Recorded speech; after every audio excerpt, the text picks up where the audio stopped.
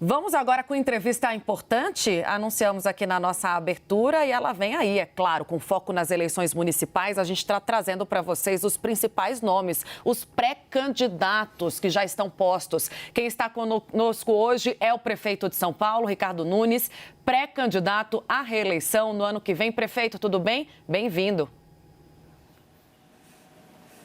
Oi, Tainá, tudo bem? Boa tarde a vocês, boa tarde, Uribe. Muito bom estar aqui participando com vocês na CNN. Prazer. Checando se o senhor está me ouvindo direitinho, mas agora já deu para saber que sim. Prefeito, o senhor tem o apoio público do presidente do PL, Valdemar da Costa Neto, mas o próprio Valdemar já disse que quem vai dar a palavra final sobre a disputa em São Paulo é o ex-presidente Jair Bolsonaro. O ex-presidente tem expressado simpatia em apoiar o deputado Ricardo Salles, desde que esse começou a se colocar como um possível candidato, deixando o PL, inclusive, com a anuência do Valdemar Costa Neto. Diante desse impasse, eu queria saber como é que têm sido as suas últimas conversas com o PL. O apoio está mantido ou algo pode mudar? Não, eu creio que seja mantido. Tanto o presidente nacional, o Valdemar Costa Neto, como o presidente do Diretório Municipal, que é uma eleição municipal, né, o vereador Isaac Félix, tem falado de forma bastante contínua e muito enfática de que desejam continuar com a gente. É importante a gente só relatar isso. A questão do PL não é nem uma questão de estar junto no ano que vem, 2024, mas sim de continuar junto. Eles participaram do nosso processo em 2020, fizeram parte da chapa da coligação, que foi uma coligação vitoriosa, portanto, naturalmente fazem parte do governo e é natural que continue dentro de um projeto que está sendo vitorioso. Então, a questão do PL, só para deixar isso claro, né? Não é uma questão de vir a agregar na eleição de 2024, mas sim dar continuidade a um projeto que já foi vitorioso em 2020. Prefeito, quando a gente conversa com a oposição e até com alguns integrantes da direita, eles fazem uma crítica direta à gestão do senhor pela falta de uma bandeira eleitoral, de uma iniciativa que chame a atenção para as eleições. A gente lembra de Gilberto Kassab, que tinha o Cidade Limpa, Marta Suplicy, que tinha um bilhete único, Fernando Haddad tinha um corredor de ônibus. O senhor considera que falta uma bandeira e qual será a principal bandeira eleitoral para a reeleição do prefeito Ricardo Nunes? Uribe, nós conseguimos agora pela FIT, a agência internacional que classifica os países, estados e municípios da sua saúde financeira. Nós tivemos a classificação de AAA, alto grau de investimento, baixo grau de endividamento. Esse ano são 12 bilhões de investimento, ano passado foi 8,5 bilhões de investimento, 2024 serão 14 bilhões de investimento. O maior investimento que São Paulo já teve fora esses anos foi 2020, 4,1 bi. E tudo isso está fazendo o quê? Com a gente faz uma grande transformação na cidade. Estamos com 1.300 obras acontecendo hoje simultaneamente. Mas nós temos o lançamento da Vila Reencontro, que tem sido um projeto fantástico para acolhimento em pessoas de rua. A Rede da Hora, para os nossos jovens fazer curso profissionalizante, fazer uma integração, se colocar no mercado de trabalho. O programa Meu Trampo, para poder treinar e dar condições dos nossos jovens empreenderem. A gente tem muitos projetos. Eu inaugurei 10 UPAs, tem 24 UPAs em São Paulo. Até 2016 eram só 3. Hoje tem 24, então são 21 de 2017 para cá. Dessas 21, inaugurei 10, vou inaugurar mais 10 o ano que vem. As ações que a gente tem feito, a inauguração que eu fiz do Centro de Alta Tecnologia Oncológica Bruno Covas, que tem até cirurgia com robô, ou seja, são tantas coisas que às vezes até a gente se perde, porque quando você tem um ponto ou outro, né, você acaba dando mais destaque para aquele assunto, mas quando você tem um conjunto de ações feitos na cidade, mas no resumo, o que vai ser? Acho que vai ser um prefeito que trabalha bastante, colocou São Paulo num patamar de investimento nunca tido na história da sua cidade, que está fazendo o maior programa de recap da história da cidade, o maior programa habitacional da história da cidade, o maior investimento nas obras de drenagem, contenção de encosta, canalização de córrego, enfim, uma cidade que está pulsando a sua economia com grandes eventos, fazendo com que a geração de emprego e renda tenha voltado num patamar muito elevado na cidade. Então, acho que é um conjunto de coisas. Agora, essas coisas que decide a população, como é que vai se classificar, qual que é o ponto que eles definem como mais relevante para si. O que me compete aqui é ser o primeiro a chegar, o último a sair, trabalhar bastante e colocar a cidade andando aí com bastante trabalho, né? Pouco discurso, cada um tem o seu estilo, né, Uribe? tenho tanto trabalho para fazer, não tenho tempo como meus adversários de ficar aí fazendo discurso e videozinho de internet. Eu estou aqui trabalhando bastante, sempre presente nos bairros. Hoje, eu já inaugurei 2 equipamentos. Já inaugurei a requalificação, reforma do terminal Grajaú. Você vê aqueles banheiros limpos, cheirosos, com sabonete, com papel, com qualidade, todo mundo elogiando. Já inaugurei e é o 3º centro especializado em reabilitação. Tem anos, mais de 7 anos que não se inaugurava nenhum centro especializado em reabilitação.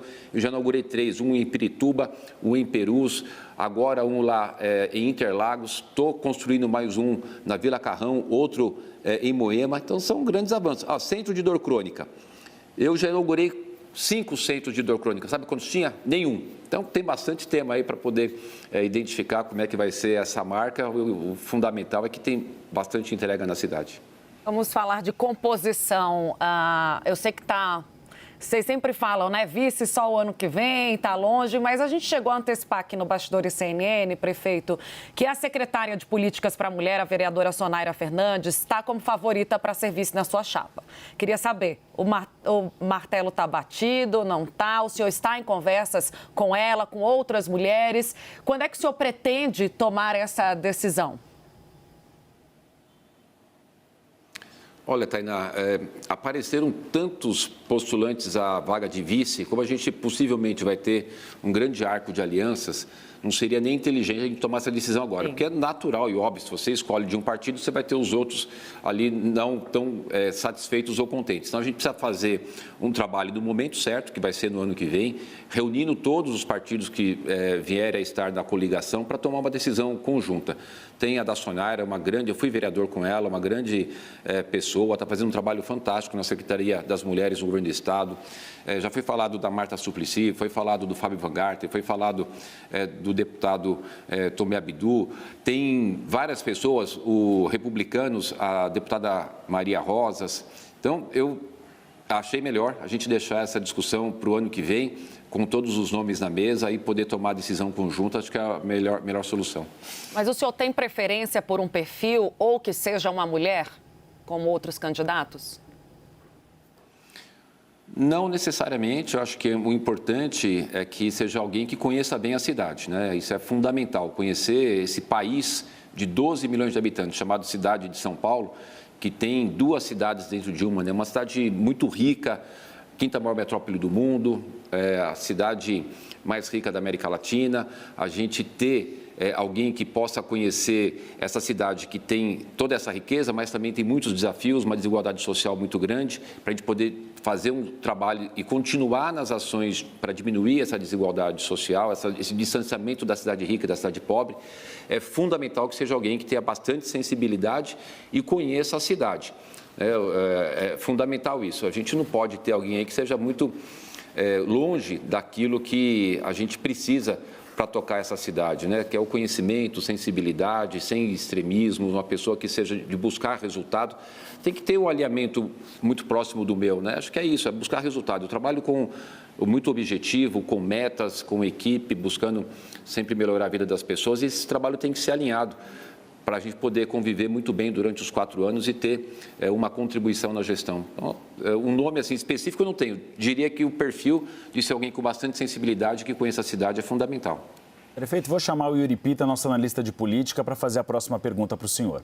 Obrigado, Uribe. Deixa eu dar boa tarde também para a Tainá, para o Uribe e para o prefeito Ricardo Nunes. Obrigado por estar conosco. Prefeito, essa semana a gente viu a Assembleia Legislativa aprovar a privatização, a autorização para que o governo estadual privatizar a Sabesp. A gente sabe que o senhor tem uma posição favorável à participação da iniciativa privada em questões de gestão pública. A sua própria gestão fez uma série de concessões, mas a gente tem visto algumas resistências na Câmara Municipal de São Paulo, inclusive se colocando no orçamento para o ano que vem, começando a discutir, eventualmente, deixar reservada uma rubrica para recriação ou para a criação de uma empresa estatal para cuidar da água e esgoto de São Paulo, dado que uma lei de 2009 da cidade extinguiria o contrato da Sabesp com a cidade, caso houvesse essa mudança que está prevista para o ano que vem, de controle da Sabesp passando à iniciativa privada.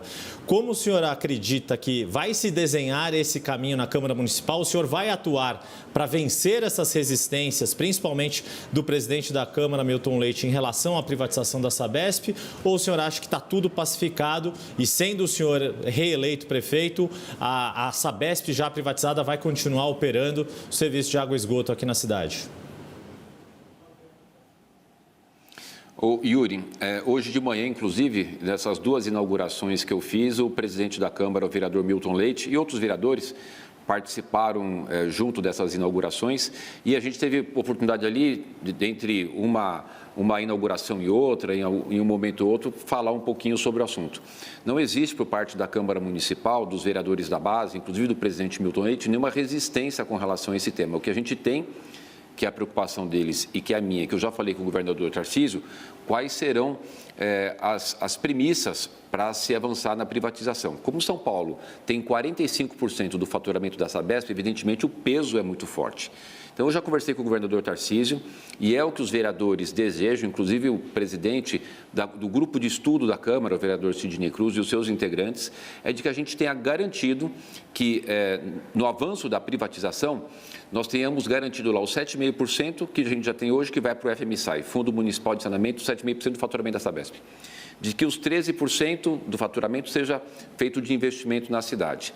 E o que a gente precisa somar a isso? Não perder essas questões e que a gente precisa somar. Que tenha antecipação de investimento, que é o mais importante para a cidade de São Paulo. É o mais importante. Ontem eu estava em Ermelino, Matarazzo, do lado do córrego Buturuçu, que é um córrego que eu fiz a canalização de 300 metros e vou licitar agora para fazer os outros 700 metros. A licitação sai em janeiro. Por que eu estou citando esse caso? A gente fazendo uma obra importante, mas um cheiro horrível. Por quê? Porque não fez a coleta de esgoto das casas e joga esgoto dentro do rio. Não diferente do rio Água Rasa, que eu também fiz canalização e que estava lá com cheiro de esgoto. Eu, hoje de manhã, fiz inaugurações na Zona Sul. Você tem situações de estações elevatórias de esgoto que coleta o esgoto das residências, deveria ir para a estação para bombear para tratamento em Barueri. O que acontece? Não bombeia, joga para a represa. Então, a gente precisa corrigir essas questões. Só para a gente ter uma ideia, uma outra preocupação nossa, de 2021 até agora, nós chegamos a 240 milhões de multas na Sabesp, só por conta do descumprimento da legislação com relação aos buracos na cidade. A Sabesp, ela tem sido campeã de fazer buraco na cidade e de não tapar os buracos que faz. Olha, 240 milhões, só de 2021 até agora. Então, a gente precisa pegar essa situação e ter a oportunidade de sentar na mesa e colocar as nossas condições. Não é possível que tenha uma empresa de saneamento e de água que faça essas ações com o asfalto da cidade, que colete o esgoto e não trate. E uma outra questão importante, que é a minha preocupação dos vereadores, é de que São Paulo, como todo mundo sabe, não vive numa ilha, está dentro do contexto da região metropolitana. Guarulhos tem menos de 20% do esgoto tratado. O que acontece? Poluição do Rio Tietê. O Rio Tietê passa em São Paulo. Não vai haver despoluição do Tietê se não tiver a coleta de esgoto nessa região metropolitana, nos municípios que circundam ali o Rio Tietê. Então, é muito amplo esse assunto, a gente não pode perder essa oportunidade, a gente vê como oportunidade, colocar na mesa essas questões de discussões para que a gente antecipe investimento, universalize o saneamento e possa ter uma melhora da qualidade do serviço que a Sabesp presta em São Paulo. Então, eu tenho certeza que o grupo de estudo lá e a gente tendo a garantia desses benefícios para a cidade, para nós não importa se é pública, se é privada, o que importa para nós é um bom serviço. Garantindo em contrato um bom serviço, nós vamos apoiar com certeza. Prefeito, vou fazer rapidamente duas perguntas em uma. Me chamou muita atenção a imagem de Bruno Covas atrás de você, que infelizmente nos deixou de maneira precoce. O presidente nacional do PSDB, Eduardo Leite, o ex-presidente, dizia a respeito de o lançamento de uma candidatura própria. O senhor já conversou com o novo presidente do PSDB, Marconi Perillo, como ficará o PSDB em São Paulo? E já na segunda, PAC, como tem sido a discussão do senhor com o governo federal para investimentos do Programa de Aceleração do Crescimento? Vamos lá. Não é só a imagem de um amigo, de um irmão, né, que infelizmente, dia 16 de maio, a gente perdeu, aos 41 anos de idade, lutando contra um câncer. Todas as ações da Prefeitura de São Paulo, eu faço questão de colocar a gestão Bruno Covas. Você não vai ver nenhuma placa de inauguração onde não esteja lá, né? Prefeitura de São Paulo, gestão Bruno Covas, não respeita a memória do Bruno, de tudo que ele representou para a política, é um exemplo, um grande líder, uma pessoa que só fez o bem para as pessoas, né? Ponderado, que tem uma frase muito bonita, que é não se faz política com ódio e, evidentemente, eu como vice, assumindo com a perda do Bruno, né, tenho, até por uma relação pessoal que a gente tinha, esse compromisso de honrar a memória do Bruno.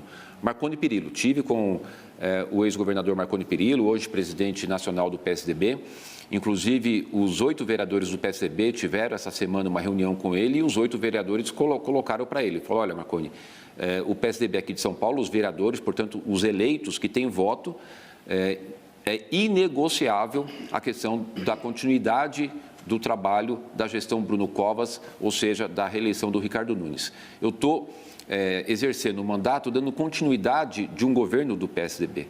Então, não tem o menor sentido o PSDB querer tomar outro caminho. Como é que o PSDB vai poder, numa candidatura, criticar o governo que ele faz parte, que ele integra, que ele foi vencedor das eleições?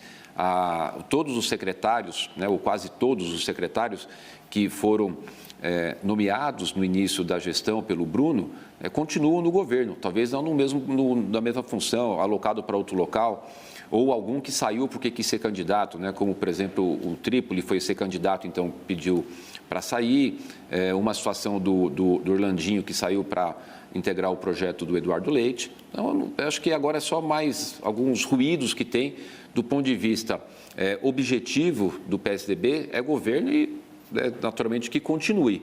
E o Marconi Perillo tem esse mesmo entendimento, nós temos aí uma boa relação com o Marconi Perillo. Eu acho que não terá problema, até porque não teria nem como ter problema com relação a essa questão do PSDB. Eu queria uma atualização rápida, prefeito, tem uma outra pergunta, né, que é sobre o PAC. Então vamos lá. Tainá, eu só esqueci do PAC, deixa eu só falar do PAC. Sim. Do PAC, aproveitando até sei porque da tua pergunta, porque a gente, né, infelizmente, tem que conviver com os Pinóquio da política, os mentirosos, que ficam o tempo inteiro agredindo as pessoas, só sabe fazer política agredindo, fez aqui uma colocação mentirosa na CNN. Nós fizemos a inscrição do PAC, obviamente, foram mais de 70 bilhões, de 7 bilhões de reais que a gente fez, 7 bilhões de reais, o total é de 10 bilhões, a contrapartida da Prefeitura 3, e está até aqui, até trouxe aqui, para colocar para vocês.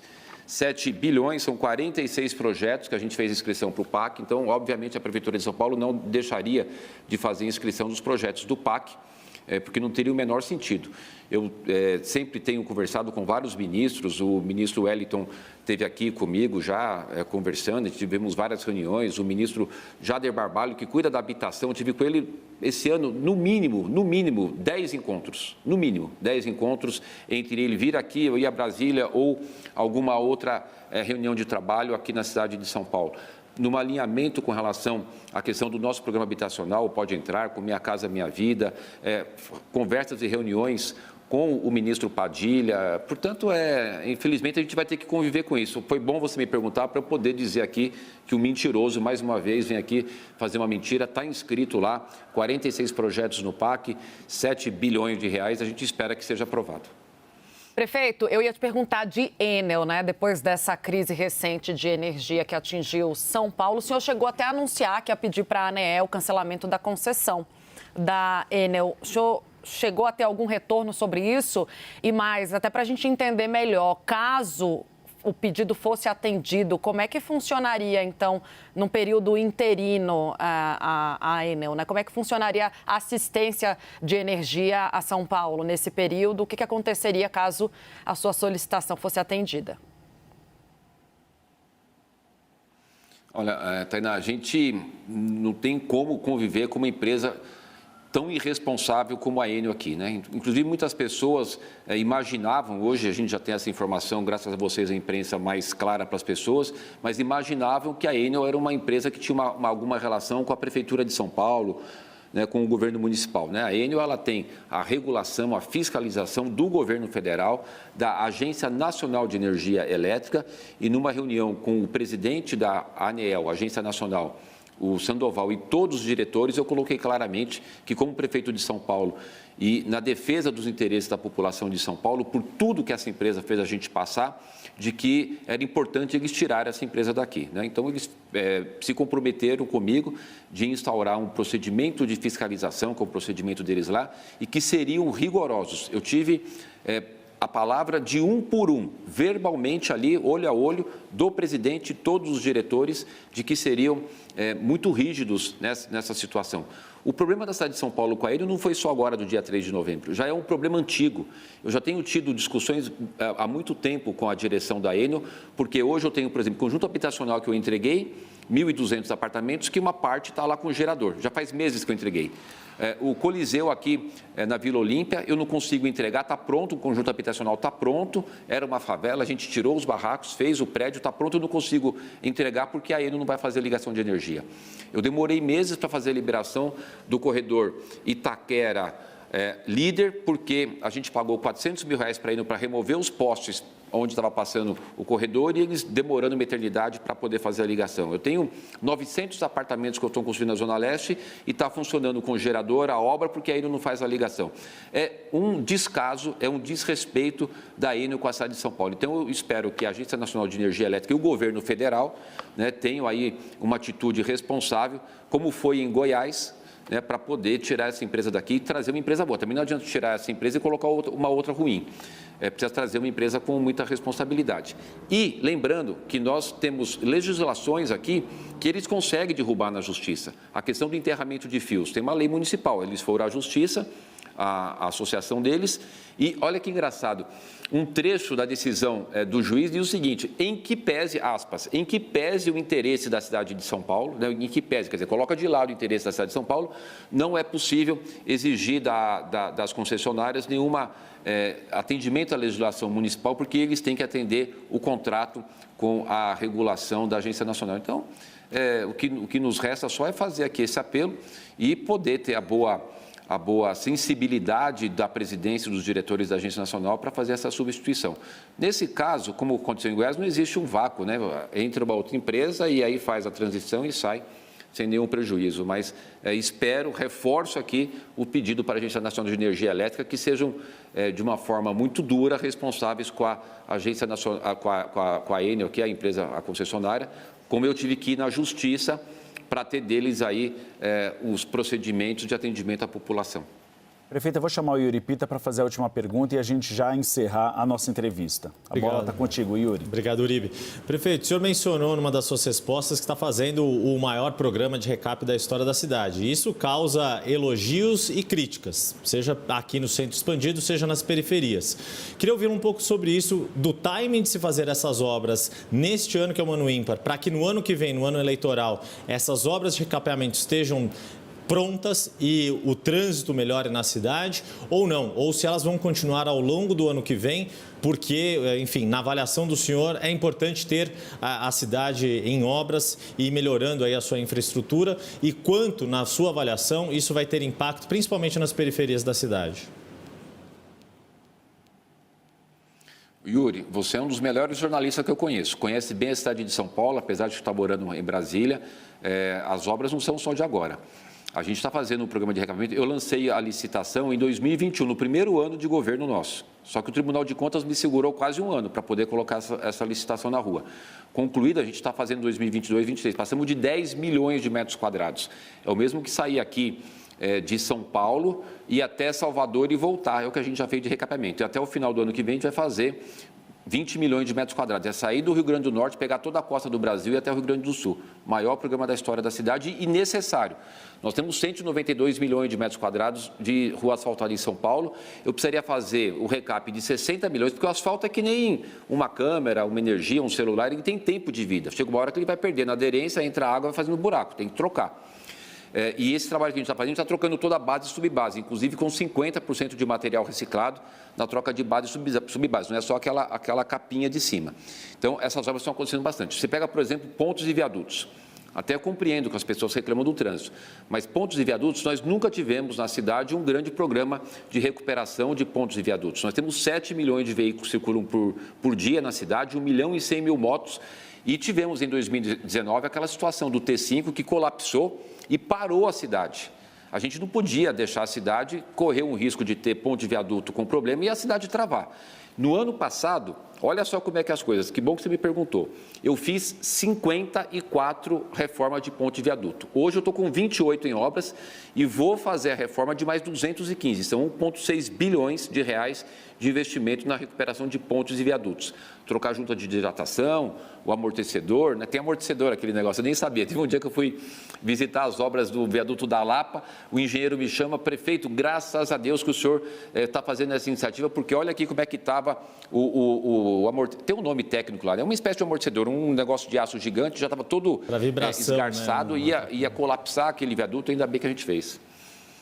Exatamente. Então, as obras elas estão acontecendo. Agora, tem uma coisa importante, Yuri, a gente colocou a cidade num patamar de condições de investimento. Então, antes você não tinha dinheiro para fazer o volume de obras necessário que a gente está fazendo. Você vê a questão das enchentes, a gente conseguiu, ainda tem muito trabalho para fazer, mas já conseguimos fazer tantas ações, contenção de encostas para não ter deslizamento, canalização de córrego.